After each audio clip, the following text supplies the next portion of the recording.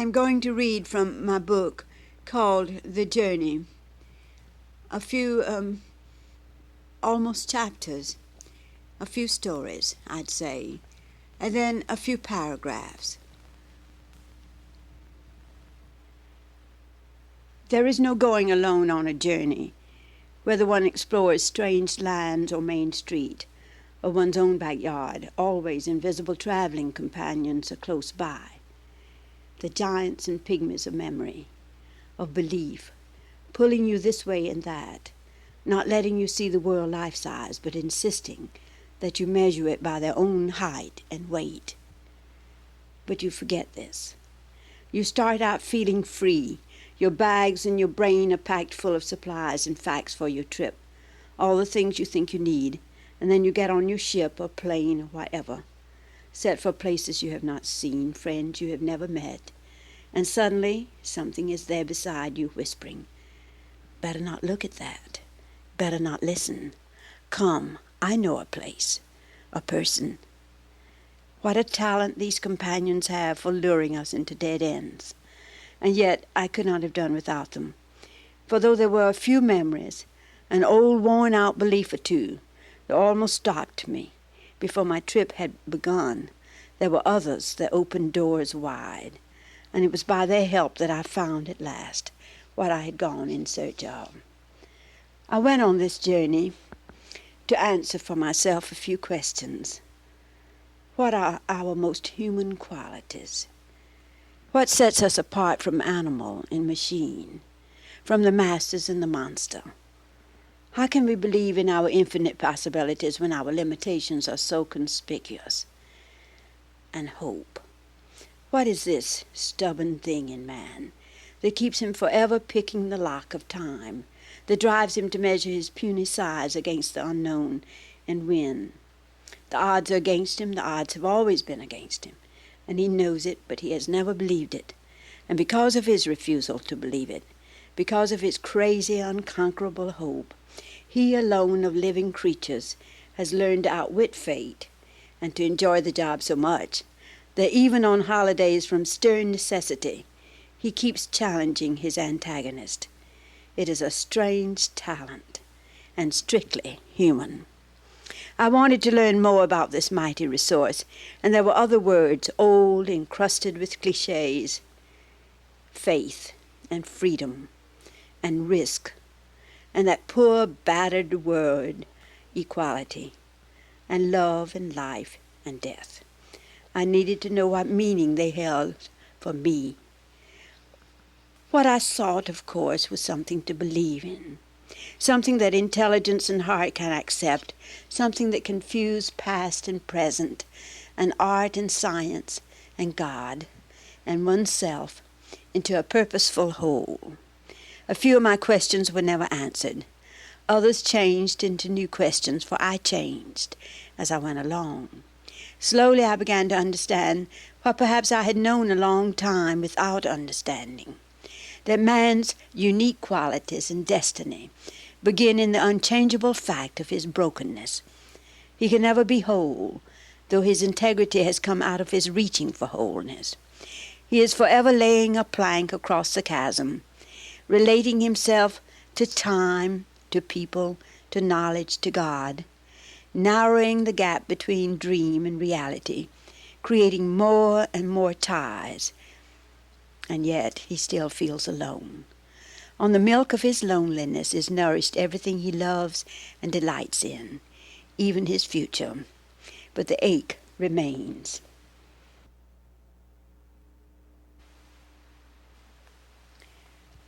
I knew that what I sought was too humble, too proud and enduring and fragile to be found among generalities and abstractions, but I didn't know where to look for it.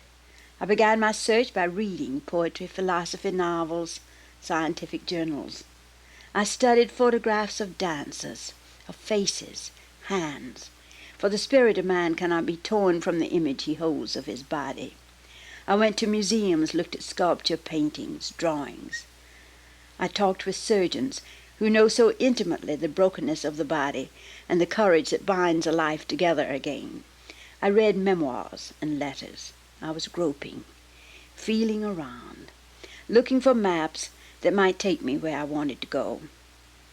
During that winter, I watched a young man whose body was paralyzed learn to move again. I had never before seen the creative spirit spelling itself out so plainly. Then it was that I learned, with a paraplegic, the passionate meaning of movement. I watched him the day they tied him to a board as if he were a mummy, and stood him on end, on nerveless feet that were as full of emptiness as a wraith. He blacked out. But the next day he stayed in this world and participated in his bright triumph. He was a man, standing up, bound to a board, but here.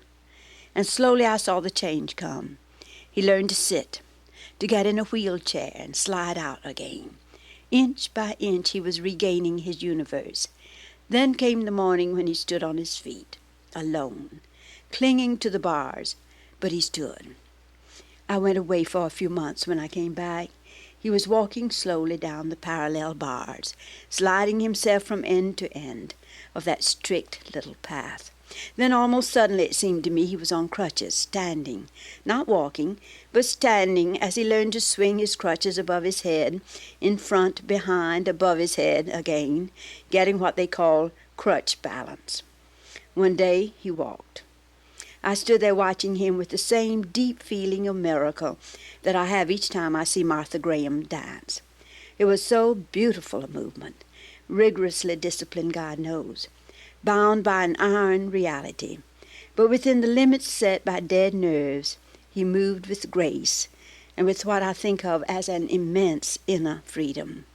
As I watched this man, I thought, Martha Graham could understand this triumph, for she, at the other end of the arc of human movement, has the same mastery of body and spirit that he now has, a paraplegic and a great dancer, each pushing back the frontiers of the body and the mind, each with a free and bold imagination, clearing the way for the human spirit to move to levels not yet attained. Sometimes as I've sat in the audience watching Martha Graham dance, it has seemed to me as if she were unwrapping our body image, which has been tied up so long with the barbed wires of fear and guilt and ignorance, and offering it back to us, a thing of honor, freeing at last our concept of self, saying to us, the body is not a thing of danger. It is a fine instrument that can express not only today's feeling and act, but subtle, archaic experiences, memories which words are too young in human affairs to know the meaning of. I went home to the mountain. If I could understand not how nations meet ordeals, not how man meets his, but how one man, one woman, one little boy, one girl met theirs, what defenses they drew upon for their hard moments, if I could see the human being in them, working, creating, surely I would find what I journeyed in search of. For only in ordeal is a man revealed at his most creative. Then it is that the hidden forces of a life show themselves, working on the side of human growth or on the side of death. As I read now what I've set down, I see how personal a book it is. It is not my life story, of course. It is only a handful of memories, a few experiences, mine and those of people I have known. I've used them as a sculptor uses dabs of clay, pressing them on one by one until finally an image is made of what a human being looks like to me. That is all I have really done. I have tried to put down here this image made from my own experience of life. Its meaning is the meaning these memories hold for me.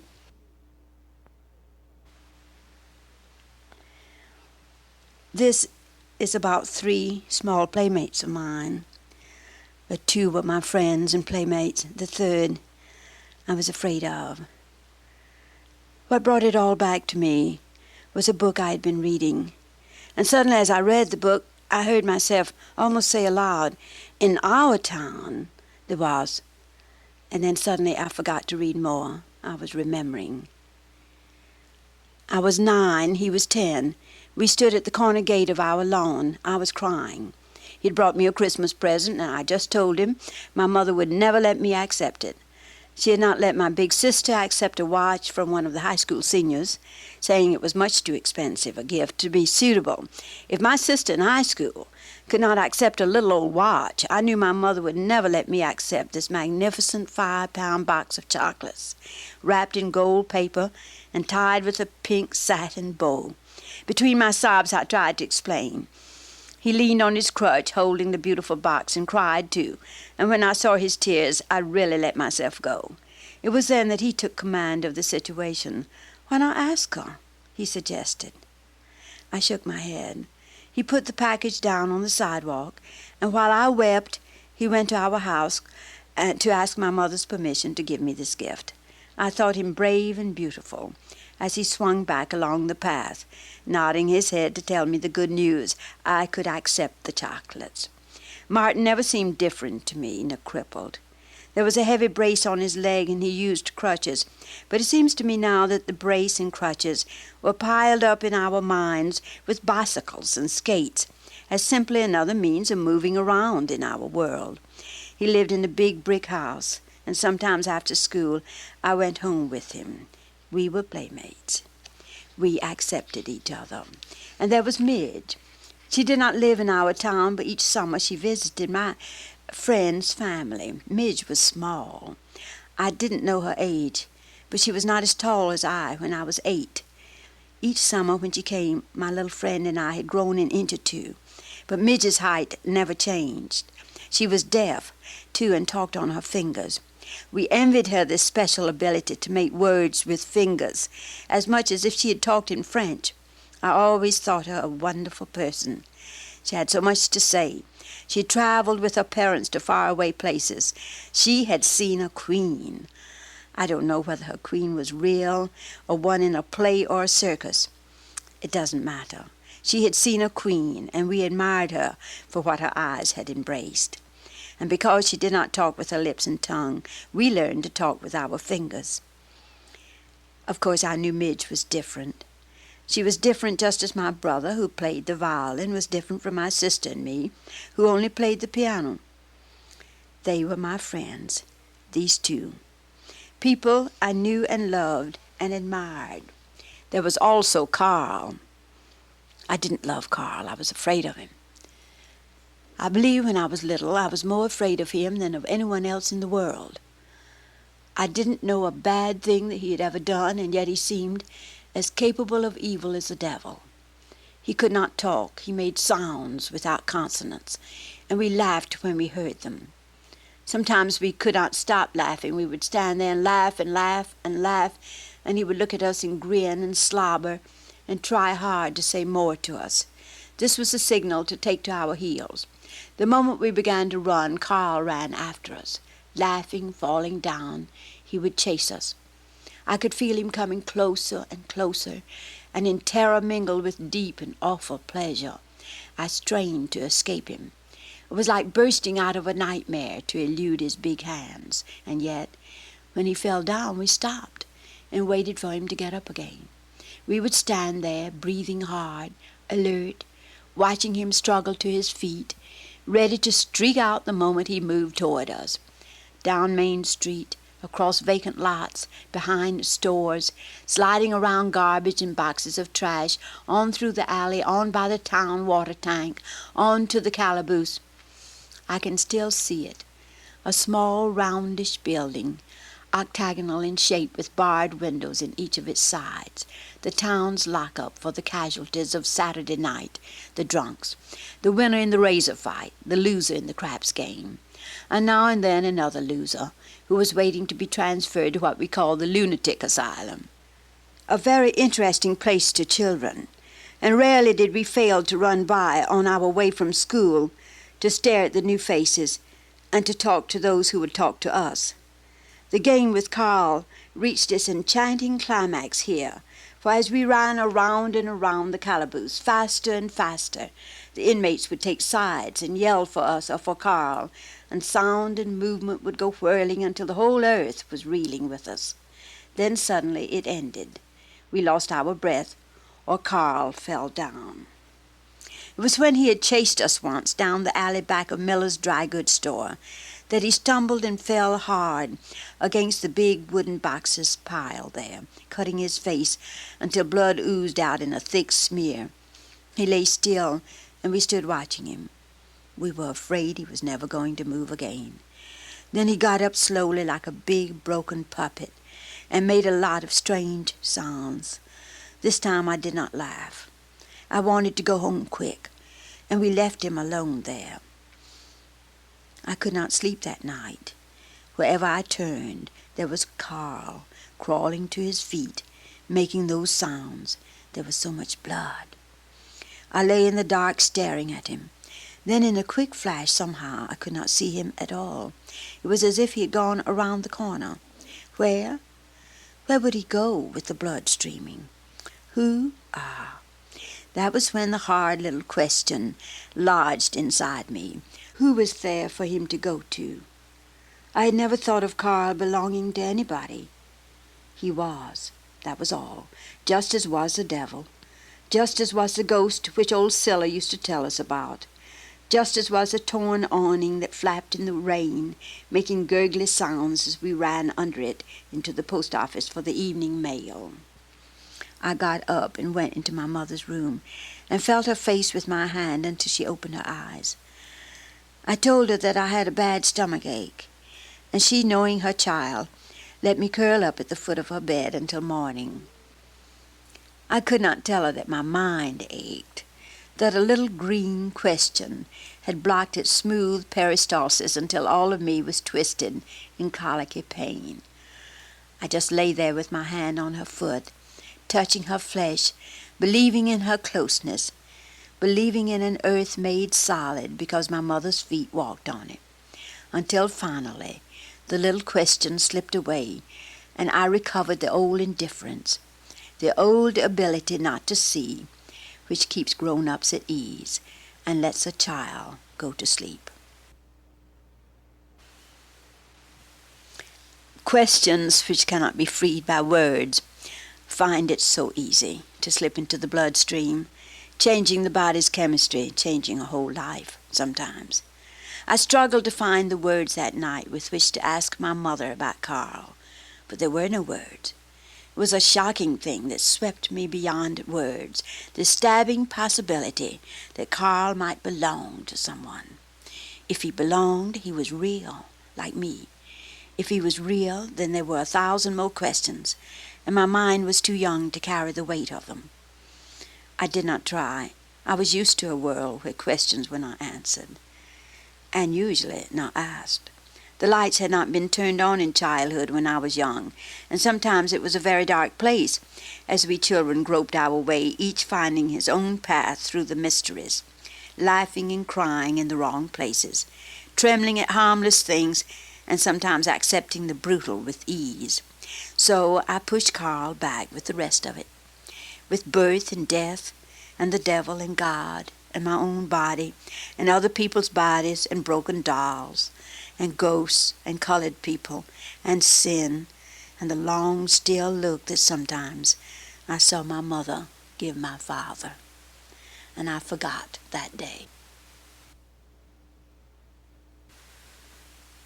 This is a section from an actual trip which I took through the areas of the South where my family had once lived. It was Sunday afternoon. I was driving along the roads of South Carolina and Georgia, trying to recover the feel of the country where my family once lived. I had left the highway and was on the back roads that I didn't know. I would see one and take it, hardly more than a sandy streak through the pines, and let it lead me back into the past if it could. All day I had been going along slowly, fusing with the sun and swamp, the ragged swinging shadows, the ugliness, beauty, the old beat of things, a palmetto moving in the wind, the dry swish-swish of it in the dark, the smell of a turpentine still. And suddenly one sees everything again, all of one's childhood, everything but one's self. That little ghost has just gone into the sand, the shadow of the bay tree. Again and again I had come across lost avenues of twisted cedars, through which the eyes travel so easily to a house that is rarely there. Sometimes the chimneys remain, now and then a garden of boxwood and briars. Once through a formal avenue of century-old trees I saw a bright painted roadhouse spraddle out like a prosperous whore sunning. The colored folks from the farms were on their way to church, walking down the hot sand road, most of them, in dresses bright as stick candy, the women and girls, in shoes not worn all week, and white hats, the men and boys. A few riding up quick in a ramshackle car, shouting quick, slamming on brakes quick, then slowly opening the car door, and getting out slow, and saying, "Howdy," soft and slow, in sudden shyness. They would stand around in front of the church set back in the shade of pine or oak, maybe in broiling sun, not anxious to go in yet, liking it there, talking. Women shrill, men deep-voiced. Then they would laugh, not only with mouth, but with muscles and tendons and nerves and glands and bones and skin and memory, until the whole body was rippling and washing and changing its shape into a new thing, fresh and new, cleaned of tensions, freed of resentment. Laughter that struck down the whiteness, struck down poverty, struck down sweat and shame, laid it flat on the earth, made it nothing, made them big, big. It had been a long time since I heard anyone laugh like that, and I was caught up in my past. So unchanged was this moment from all I had known long ago. Here on the coast, tucked in by creeks and marshes, moving slow as the tide, were people floating in a back eddy of time. They knew so little of what has tightened the hearts and minds of the rest of the world, and yet I had the feeling that maybe they knew more, deep down in them, where knowledge is a real thing. After a time they would go in, I thought. They would take off their white hats and tiptoe in and sit there waiting on the rough benches, and somebody would go to the little reed organ, if they were fancy enough to have one. The preacher would step up front and open his Bible. And after a time they did. Then I drove up closer, sucked into the emptiness, and listened to the singing. They had left laughter outside and hate and shame with their whiskey bottles and their 6-day life, and were singing to God of something that he and they understood. It came out of them as if from a bottomless pit. It flowed and settled in a pool of stillness. It burst out like the thunder of water rolling over a precipice, and suddenly was no more than a whisper. The men stopped singing. A woman was telling God now. I could see her through the window. Outside before the service, she had stood apart from the others. A tall, thin, heavy-boned woman, the color of pitch pine, with big, restless hands that looked like they had wrung out 1,000 washes. She had on a pink straw hat, pinned back from her face, and her nose was high and thin, and she had that stern, proud look I have seen on streets in Egypt and India. Now she was singing. She sang her feelings clean across to heaven. She sang her hope and her hurt and my hope and hurt and yours. She made God bend down and listen to something that no one has ever put into words, for only in those fabulous sounds we call singing, that flow from a deeper level than words, can it be told. And now once more the men were singing with her, soft at first, low, then it grew strong and loud and angry in its urgency. They were telling what it means to be human, singing of loneliness and separation, of darkness and light, of heaven. It had come too close now, and I drove away out of the sound of it, letting my eyes drift with the marsh grass down the twisting creeks out to sea. But you don't so easily drive away from memories. I kept thinking of my childhood, and of this woman as she stood there tall and straight and humbly proud, communicating with God. She might find it impossible during her entire life to talk once to a white person of what was in her heart and mind, but she could tell it to God, and the white folks who heard would understand her meaning. All my childhood I had listened to it, this never-ending dialogue between human beings and their God. Sometimes it took place in our kitchen. The woman whom we call the cook was hurt. There was pain that had to be expressed, anguish that needed to be understood, trouble whose limits must somehow be defined. Then would begin the singing. A voice without words would tell its story for the whole universe to hear. I have heard that wordless song sung by women over washtubs, in kitchens, out under the oak trees with the babies. I had never heard a man sing it. His songs have words, or they are sounds that accompany body movements in work, but the women made of their voices a terrible and beautiful instrument which pierced the heart and the heavens. I had heard it too in the little churches on the edge of town, only then they sang with words, for they were talking to each other as well as to their Creator. When I was a small child, I would lie in bed at night listening to those sounds that pounded like the sea against an iron wall. Sometimes lying there, I sang with them, but more often I cried, not knowing why, but feeling the loneliness of it, feeling too maybe the pressure of wrongs that could not be named in a child's vocabulary. And I knew even then, it seems to me now, that I knew, that they were talking over the white race's head to God, and in doing it they made of the white man no more than an overseer. Their master was on their side. Such people could never become real slaves, for in sharing his God with them, the white man made it impossible ever to keep them in serfdom. Maybe deep down in him he knew this. The human part of him, the God part, knew. And even as he snapped the lock, he handed his slave the key. It was only in those few bitter decades just before the Civil War that he tried to get the key back. And then it was when race had become a three-edged thing, an economic and political and moral issue, that a part of the South made one last effort to justify itself by saying the black men had no souls. And during this time, Bibles were taken from some of them, and they were forbidden to come together in churches or in any place. But nobody in his heart believed it for a moment. Neither white nor black believed that their relationship with God had been severed. There is an old song which Virginia slaves used to sing at their funerals.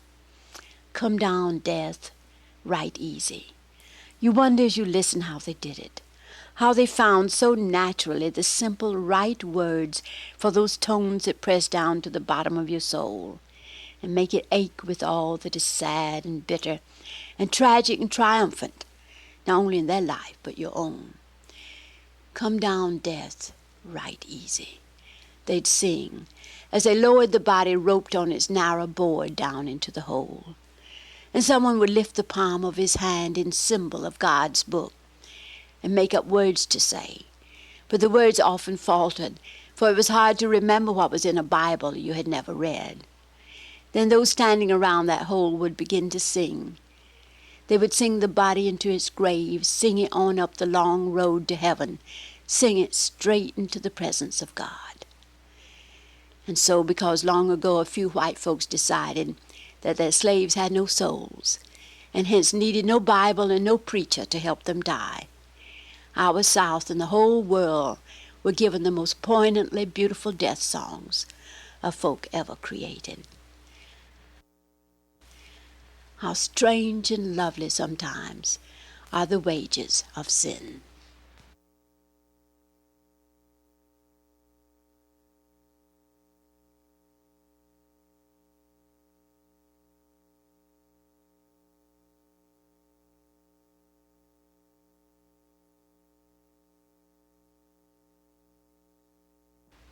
We were sitting in a cafe in the 50s. Just off Madison Avenue. We had met at a CBS radio program. Both of us had appeared on it. It was the early spring of 1946. He had been a prisoner of war in Germany, had been home only a brief time. I had a play on Broadway. I told on that program stories of the children in our play who ran into a few jagged facts of life while on the road tour of the show and what they did about it. He was a paratrooper. He had a mission, left the plane over Germany. It was of what he thought on that slow journey down to earth when his parachute almost didn't open, that he talked that evening. And afterward he seemed to want to talk with me. So we went out for a bite to eat. I'm reading from that section of the journey. He asked me many questions that night, but this one seemed important, and it was here that we really began to talk. "What is there," he said, "in a man that makes him know there is something bigger than he is?" I wish I understood that. Because I've seen it working. One man has it, 10 men don't. Yet sometimes in a split second that one man can give it to the 10. What is it? It would be easy to wrap it up in the word religion, but a lot of things have been wrapped up in that word, which I don't like. He kept asking. I did not try to answer. He said, "What gives a man the strength to keep going, to keep believing in life when death is all around?" In that prison camp, I still think of Hector and Jim and the rest of them. What is it that makes one act as if there is something important and you can't forget it, even though you know you can't get out of the trap? It's a curious thing, he said, to watch men caught in the same spot, either not move at all or move out of it in such different directions, one toward hell-raising. One seems to get an understanding he'd never had before. One hates, just hates, all day long. One wants to come back home and make life easier for other people, and dreams about doing it. In my camp there was one like that. I had the feeling that maybe he didn't suffer even hunger. He was way off somewhere, dreaming. Another wants to make life easy for himself. One talks about helping German kids escape the life their parents lived. Another wants every German kid to pay twice over for his parents' sins. The vengeful ones sometimes have the most education. I didn't try to answer. But we talked a long time about the meaning men give to their experiences. That is something no animal can do. It may be trapped and wounded, and it will inevitably die. But it is not aware of the meaning of being trapped, nor of the meaning of a wound, nor aware of its approaching death. And because it is not aware of these experiences, it is not aware of life either. It can't savor it, however grimly it may hold on to it. That was Hector, the young paratrooper laughed. Hector held on like a brute. We talked of frustration. We agreed that frustration without meaning will kill a man, or drive him mad, or make a criminal of him. But if he can give meaning to the frustrating experience, it will nourish him and he will actually grow on it. But he has to give it its meaning. Like Steve, the paratrooper said. Steve found meaning in everything that happened. A cockeyed sort of fun sometimes. Steve was like that. But somehow he always got on top of it and made it do something for us. And because he did, it did even more for him. At least it seems to now, as I think about it. Had a nerve like, well, you want to use words like steel, iron, but you're all wrong when you do. There was nothing in Steve like a machine. It was amazing how he could sense a man's mood and get in step with it.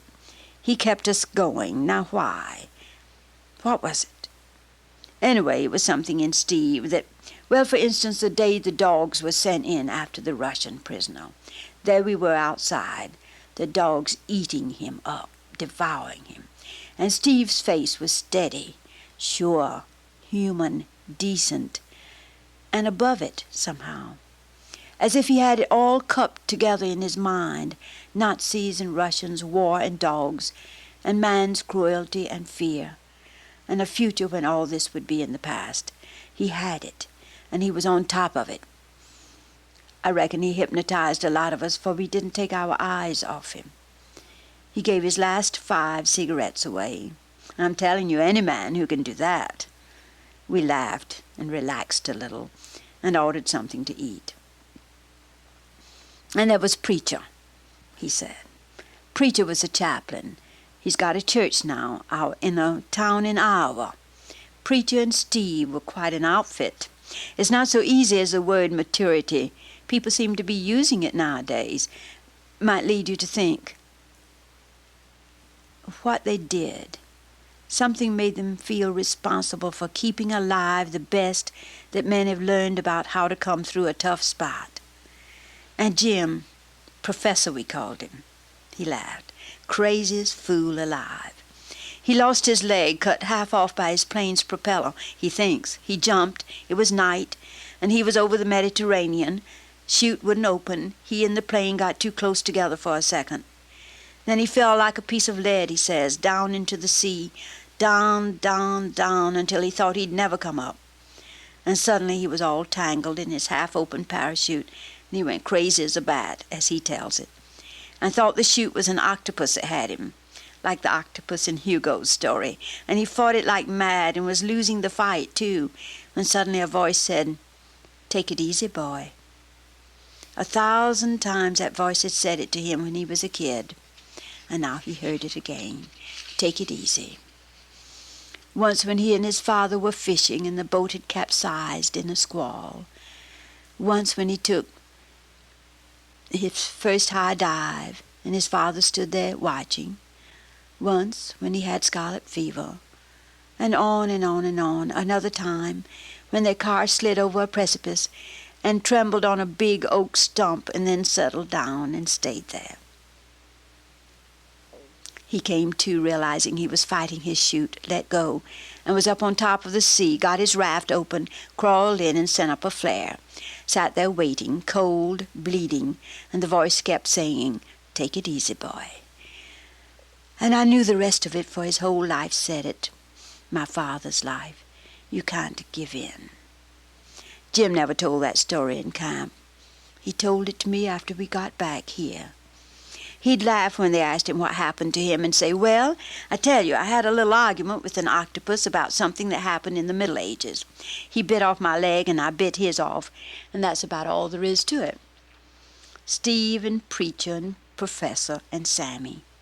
Sammy was a colored boy from Mississippi. His folks were renters on a cotton farm. Sammy is a graduate of Fisk, a great guy, has a brilliant mind, going to do research in chemistry when he gets out. Had the best collection of funny stories I've ever heard. Said they were his dad's and granddad's stories. Used to sing to us at night. He'd been one of the Fisk singers in college. Now and then he'd sing things from Mignon, La Bohème, The Marriage of Figaro. But what we liked were the old spirituals. Those areas couldn't talk to us in our trap. The spirituals came straight inside. "I wonder if you can understand them until you hear them while you are trapped," he said. Of course, everyone is in some kind of trap, I guess. Well, anyway, Sammy would sing, and one night a guy from Chicago said, "You'd think you were still a slave, singing those damned old slave songs." Nobody said a word for about 5 minutes. Then old Sam said, easy-like, "Every man is a slave, Bud, until he frees his mind and heart of shame and fear and hate. I'm not smart enough to know that, really, but my parents knew it, and I'm beginning to believe it in this prison camp." We shuffled words that night, laying them down between us, reshuffled again and again the old deck of human experience, laying down more words to look at. But we were not quite satisfied, either of us, with what we saw there. Courage was a word we looked at a long time, and risk. Sacrifice was another that we kept turning this way, that, knowing it has a profound meaning for the race of men. There was not a man in that prison camp who had not shown courage, and who had not risked his life many times during the war, even Hector. And had any one of them died, even Hector, others would have spoken of his death as a sacrifice for his country. Fortitude? They'd all slogged it out, those who lived through it. You did or you quit. But neither of us could find in those important words what the young paratrooper was seeking. Responsibility we looked at longer. Yes, he said, Steve felt it, and Jim and Preacher and Sammy. They acted as if what happened to us in that place was their concern, something they were responsible for. Now, isn't that an amazing thing, when you come to think of it? And why did they? And he smiled in the amused, puzzled, and yet understanding way which I had grown used to and fond of during the evening. Fortitude I kept returning to after I left him, for I was still thinking. It is one of the durable words of human experience, holding within it the essence of survival, muddling through, as the English understate it, slogging it out, Americans say. I thought again and again of Jim's father, "Take it easy, boy," and the silent remainder of that sentence. I remembered in John Hersey's Hiroshima, and nothing in the book is so moving, that great crowd huddled together in the park. It was the night after the bomb fell. There they were, wounded, burned, dying, shocked beyond terror, and making not one sound, just there, breathing, taking it, not giving in. A little later some would find reasons for living, but most would just keep living, that's all, if the breath of life could be held in them. In prison and concentration camps all over the world, in disasters too big to be called one's personal ordeal, fresh meanings of that word have been found in recent years. But in every life there is a little of it, and a great deal in most lives. Lives of quiet desperation, we say, lived with quiet fortitude. Next door to us, down the street, out in the shacks on Park Avenue. Wherever man has been reduced to the minimum of what is required to keep his spirit alive. But fortitude would not answer the question of what caused Steve and Preacher and Jim and Sammy to be what they were in that camp. There was another word, and I kept searching. One day I found it. At least I think I did. Honor. It is a word of masculine gender, for it has come largely out of man's experience, not woman's. The only word that matches its quality is responsibility, which woman may claim, I think, as having first grown out of her long-time relationship with helpless infants, and from her profound desire and need to safeguard human life within our own body and in the home.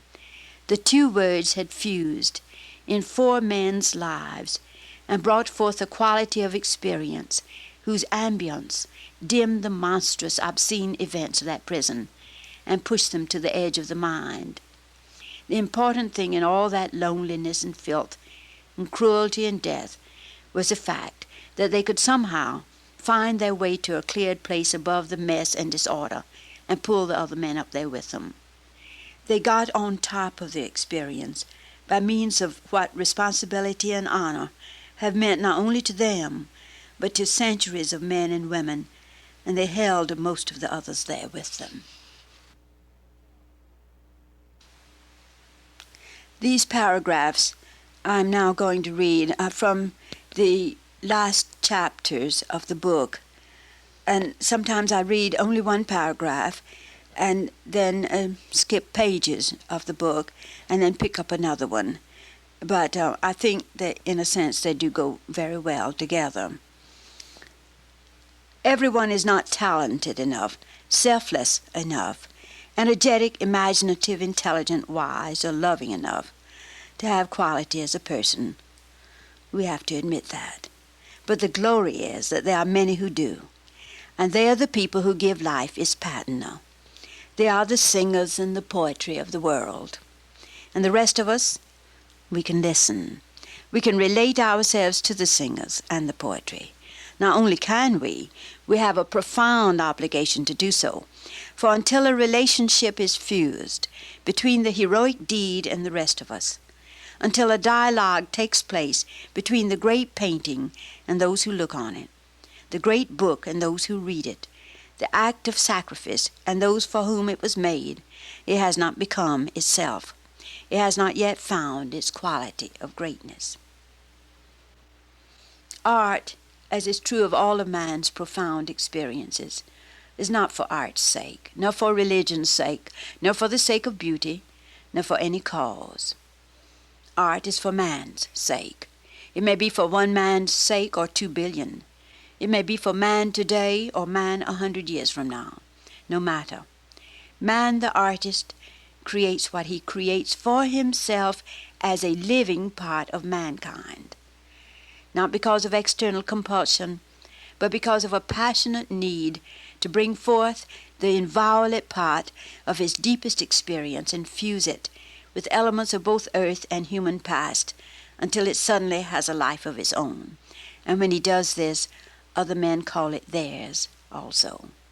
The dialogue may rise and fall in cadence, now becoming a mighty chorus in which the whole world seems to be participating, now only a whisper. But it never ceases.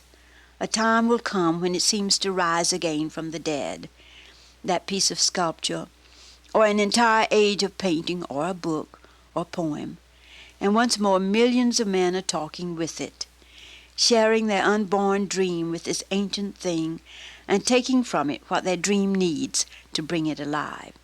And by the listening and the sharing, we not only are enriched, but we bestow wealth on our world. For we are in dialogue. We're forming a new quality of human relationship. In doing so, we are, as Henry Miller has said, underwriting our age with our lives, because we believe utterly in its power to transmute its terror and grief and sorrow and mistakes into a music which the future can claim as its own.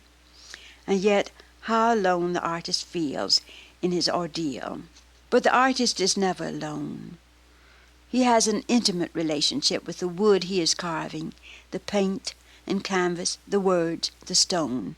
These are making their demands and their plea and offering their gifts, and he is answering, and the dialogue sustains him, as do another man's beliefs and memories and the knowledge that there are those who care. The artist knows something else, wordless oftentimes, but he knows it deep within him, that were it not for the struggle and the loneliness he undergoes in his search for integrity, there would be no strength or beauty in his work. And though art is not for the sake of beauty, beauty must be there, or the profound revelation the artist makes would be unbearable. The artist in us knows, the poet in us knows. It is a mark not of ordeal, but of mastered ordeal that gives a face, a life, a great event, or a great work of art, its style. The wound is there, but the triumph also, the death and the birth, the pain and the deep satisfactions. It is all there in delicate equilibrium, speaking to us.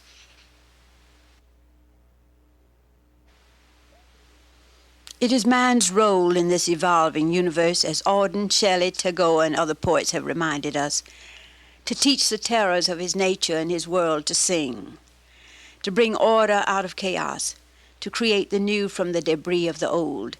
And he is beginning today to have spectacular success in doing so. A century from now, men may think it strange that we so long spoke of our times as the age of anxiety, that we let the greed of ordinary men and the power lust of dictators and demagogues get out of bounds, even for a brief span of years.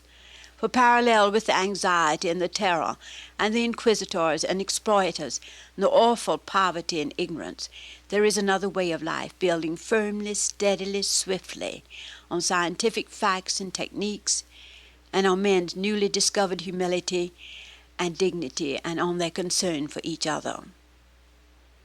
No, our age will never go down in history as the age of anxiety, nor as the atomic age. It will be stamped with the mark of a mastered ordeal, and there will be nothing easy and pretty in that mark. But as Malraux reminds us, always, however brutal an age may actually have been, its style transmits its music only.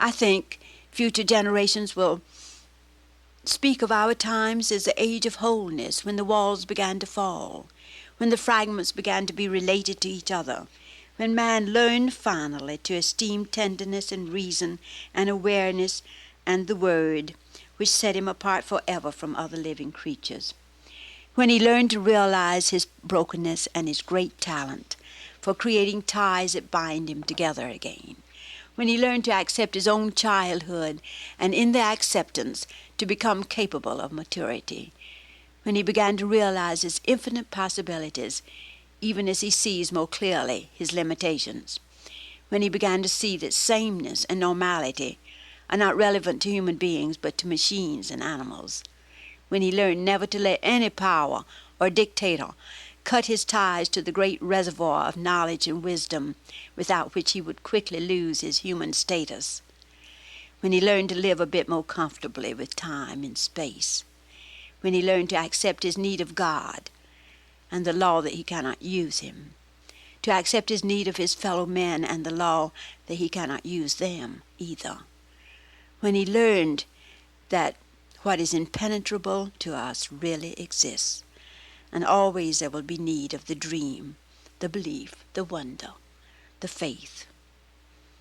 To believe in something not yet proved, and to underwrite it with our lives, it is the only way we can leave the future open. Man surrounded by facts, permitting himself no surmise, no intuitive flash, no great hypothesis, no risk, is in a locked cell. Ignorance cannot seal the mind and imagination more surely. To find the point where hypothesis and fact meet, the delicate equilibrium between dream and reality, the place where fantasy and earthly things are metamorphosed into a work of art, the hour when faith in the future becomes knowledge of the past, to lay down one's power for others in need, to shake off the old ordeal and get ready for the new, to question knowing that never can the full answer be found, to accept uncertainties quietly, even our incomplete knowledge of God. This is what man's journey is about, I think.